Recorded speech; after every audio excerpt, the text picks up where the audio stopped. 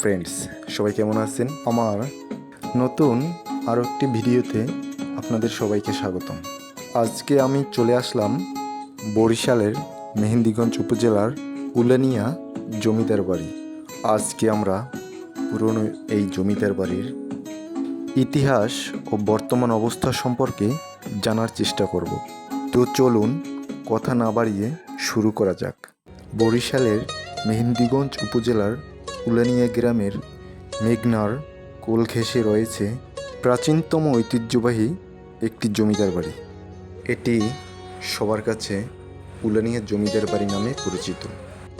সময়ের সঙ্গে অনেক কিছু মুছে গেলেও এই বাড়ি এখনও বলা যায় এক রাজকীয় অতীতের গল্প।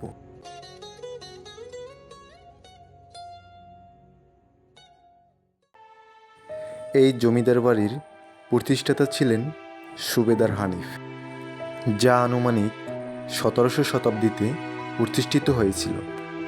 তার পূর্বপুরুষরা ছিলেন পারস্যের। সুবেদার হানিফ সৈনিক পদে চাকরি করতেন। এই মেহেন্দিগঞ্জ উপজেলায় তখন ওলন্দাজ দুঃস্বদল মগ ও ফিরিঙ্গিদের অত্যাচারে জর্জরিত ছিল, যা সাধারণ মানুষকে অতিষ্ঠ করে তোলে। তখন সুবেদার হানিফের কাছে দায়িত্ব আসে এদের প্রতিহত করার। তখন তিনি শক্ত হাতে তাদেরকে দমন করেন এবং এখানে বসতি স্থাপন করেন। পরবর্তীতে তার বংশধররা এখানকার জমিদার হন। এভাবেই এই জমিদার বাড়ি প্রতিষ্ঠিত হয়। বিশিষ্ট কবি, সাহিত্যিক, প্রবন্ধিক ও উপস্থাপক কবি আসাদ চৌধুরী এই জমিদার পরিবারেরই সন্তান। তার উল্লেখযোগ্য কাব্যগ্রন্থের মধ্যে আছে তোমার নক্ষত্র আমার আকাশে, যত্নে রেখো পৃথিবী ইত্যাদি। সাহিত্যে অবদানের জন্য তিনি বাংলা একাডেমি পুরস্কার ও 21শে পদক সহ বহু সম্মাননা পেয়েছেন। পুরনো জমিদার বাড়ির দেয়ালগুলো যেন ইতিহাসের এক নীরব সাক্ষী। ভাঙা ইটের গায়ে লেগে আছে কত বছরের ধুলো, কত স্মৃতির গন্ধ। এক সময় এই দেয়ালগুলোয় প্রতিদিন বাজত হাসির কলরব, আলো ঝলমলে আলোকসজ্জা, জমিদারের পায়ের শব্দে কাঁপত প্রাঙ্গণ। এখন শুধু নিঃশব্দতা। তবু সেই নিঃশব্দতাতেও লুকিয়ে আছে অতীতের কথা, পুরনো দিনের গল্প। মনে হয় এই দেয়ালগুলো যেন এখনো ফিসফিস করে বলে, আমরা দেখেছি চৌধুরী পরিবারের গৌরবময় দিন।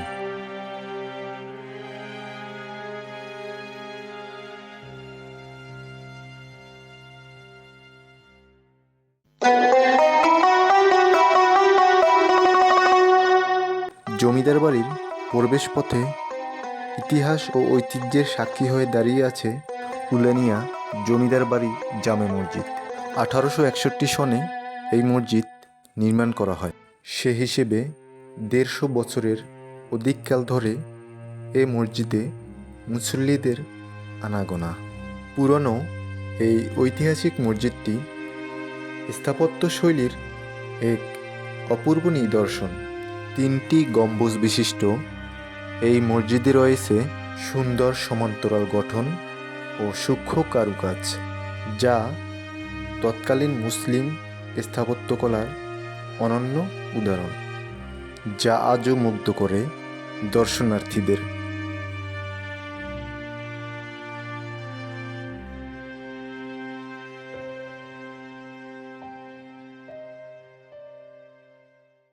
মসজিদের ঠিক পূর্ব পাশে জমিদার বংশধরদের কবরগুলো যেন নীরব ইতিহাসের সাক্ষী হয়ে দাঁড়িয়ে আছে। সময়ের আবর্তে শ্যাওলা আর ঘাসে ঢেকে গেলেও প্রতিটি কবর বহন করে এক একটি গল্প, এক একটি স্মৃতি। এখানে এসে মনে হয় এই নীরব মাটির নিচে লুকিয়ে আছে এক রাজকীয় অতীত, এক সময়ের গৌরব আর ঐতিহ্য।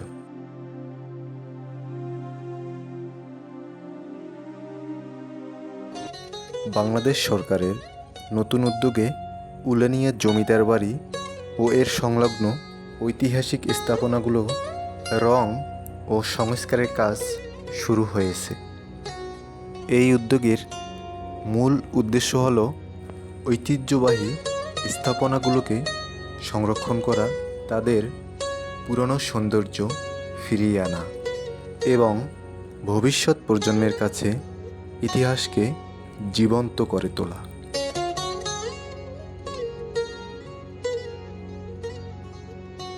ধন্যবাদ সকলকে এতক্ষণ আমার সাথে থাকার জন্য।